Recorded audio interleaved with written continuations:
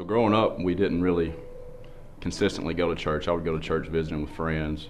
There was no consistency. There was definitely no relationship with God. And even into our early adulthood, we were married. We thought we were living what was a happy life. Just kind of going through the everyday struggles of being a young married couple. There was no foundation. There was no substance to anything we were doing until we met Christ. But so we were actually on our way to dinner one night, and we'd said, one of us, do you want to maybe start going to a church or this and that? And we kind of, did what we always do. Maybe one day, whatever.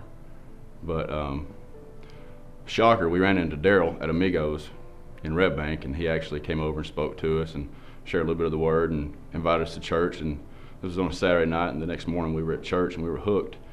And we thought then, okay, we got everything together. It's going great. And then my mother passed away, and that was really hard. So that's probably the farthest.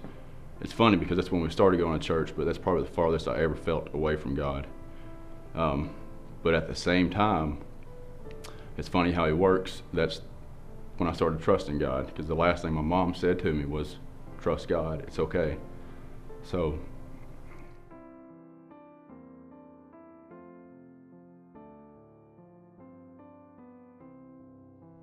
so God brought us through it, and we were able to get back into church probably a month later.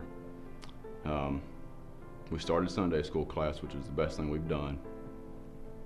We met with Lisa and Chris, and Chris kind of said, let's start with John. That's an easy one to understand. You'll have no problem. So we got home, we sat down, we got our Bibles out, we had our pencils out, we had everything laid out. Here we go. We're fixing to get a lot right here. And then we read John 1:1. In the beginning was the Word, and the Word was with God, and the Word was God. Then we kind of just looked at each other like, I'm not really sure what just happened, but okay, we kept reading. But over time, you learn how to read the Bible. God teaches you. We were saved not long after that in Daryl's office.